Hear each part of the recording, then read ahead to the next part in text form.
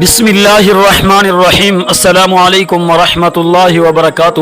ناظرین کرام، ایک آدمی جس نے خلوص و ایمان کے ساتھ تجارت کی، جس نے قافلوں کو شام و یمن تک پہنچایا اور جس کی سخاوت نے پوری امت کو چمکا دیا، وہ کون تھا؟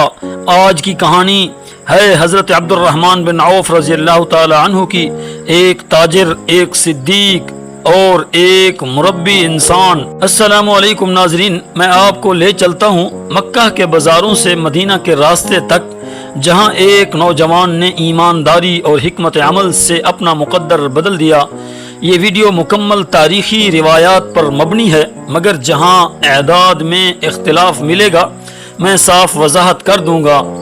ناظرین کرام، عبد الرحمن بن عوف اصل نام عبد الرحمن بن صخر یا بن عوف کا لقب مشہور، مکہ میں پیدا ہوئے۔ ابتدائی زندگی تجارتی ماحول میں گزری۔ قریش کے بازار، سڑکوں پر قافلے، سودائی اور سوداگر، یہ وہ دنیا تھی جہاں ہر سودا ایک کہانی بناتا تھا۔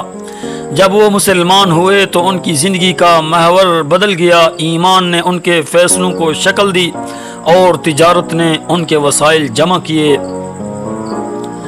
جب ہجرت کا راستہ کھلا تو عبد الرحمن رضی اللہ عنہ نے مکہ چھوڑا اور مدینہ میں پہنچے۔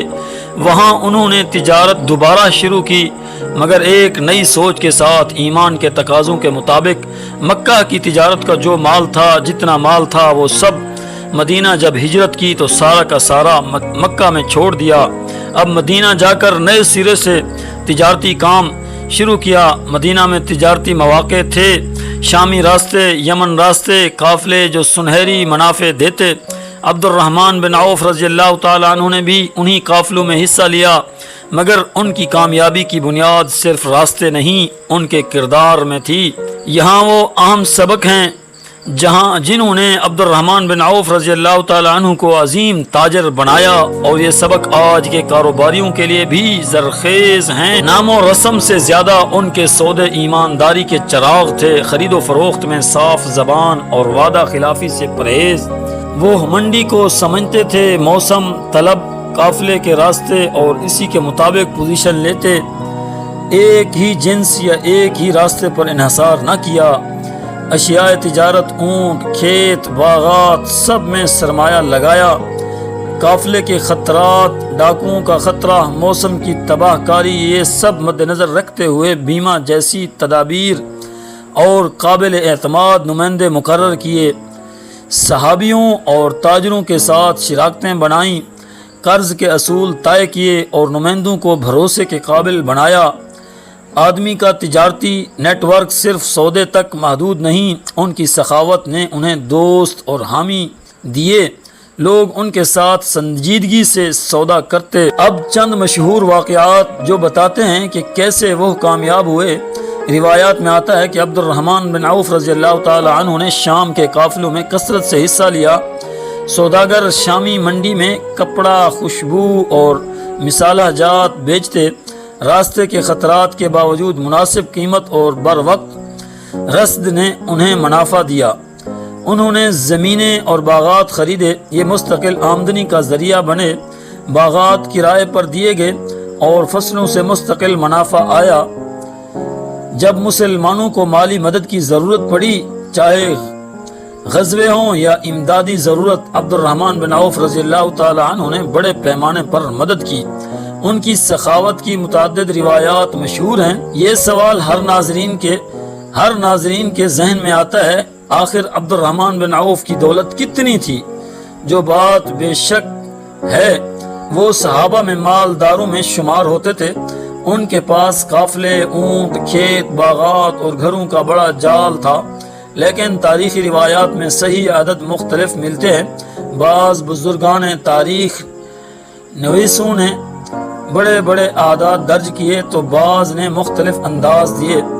اہم بات یہ ہے کہ ان کا مال اتنا تھا کہ وہ امت کی ضروریات میں بڑا حصہ ڈال سکتے تھے۔ فوج کی ضروریات، مسافروں کی مدد اور فقراء و مساکین کی کفالت۔ مختصر الفاظ میں وہ لازماً بہت زیادہ مالدار تھے، اتنے کہ آپ انہیں آج کے پیمانے پر بڑے تاجروں میں رکھ سکتے ہیں، مگر تاریخ دان مختلف اعداد لکھتے ہیں۔ چنانچہ ہم عدد میں قطعی دعویٰ کرنے سے گریز کرتے ہیں۔ دولت ان کے لیے اختتام نہیں تھی، وہ دولت کو ایک ذمہ داری سمجھتے تھے۔ جب امت کو ضرورت پڑی تو وہ سامنے آ گئے۔ مشہور روایات میں آتا ہے کہ انہوں نے متعدد موقعوں پر بڑے عطیات دیے، کبھی فوج کے لیے، کبھی غریبوں کے لیے، اور کبھی مسجد یا عوامی ضرورت کے لیے۔ یہ ان کا بڑا حسن عمل تھا۔ دولت کو اللہ کے راستے میں خرچ کرنا۔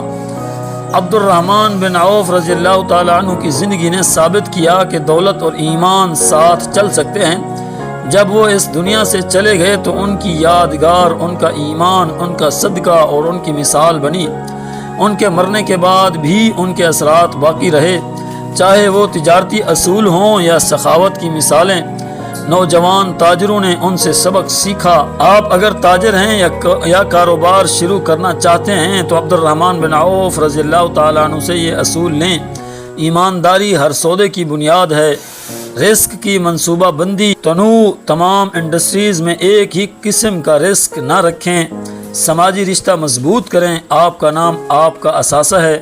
دولت کو ذمہ داری سمجھیں، صدقہ و خیرات سے بندہ بڑا بنتا ہے۔ عبد الرحمن بن عوف رضی اللہ تعالی عنہ ایک عام انسان جس نے ایمان کی روشنی میں تجارت کی، دولت پائی اور پھر دولت کو اللہ کے راستے میں خرچ کر کے اس کو زندگی کا معنی دیا۔ یہ کہانی ہمیں بتاتی ہے کہ اصل دولت وہ نہیں جو بینک اکاؤنٹ میں ہے، اصل دولت وہ فضائل ہیں جو آپ نے چھوڑے۔ محترم ناظرین، اگر آپ کو یہ ویڈیو پسند آیا تو پلیز لائک کریں، شیئر کریں اور سبسکرائب کریں تاکہ ہم ایسے ہی حقائق اور دل کو چھو لینے والی کہانیاں آپ تک لے آ سکیں۔ آئیں آخر میں عبد الرحمن بن عوف رضی اللہ تعالی عنہ کے لیے دعا کریں اور خود بھی اللہ سے رزق حلال اور دل کی سخاوت مانگیں۔ آپ کی دعاؤں کا طالب ہمارا چینل سبسکرائب کریں، بیل آئیکن دبائیں اور ہم سے رابطہ رکھیں۔ جزاکم اللہ خیرا، والسلام علیکم ورحمۃ اللہ وبرکاتہ۔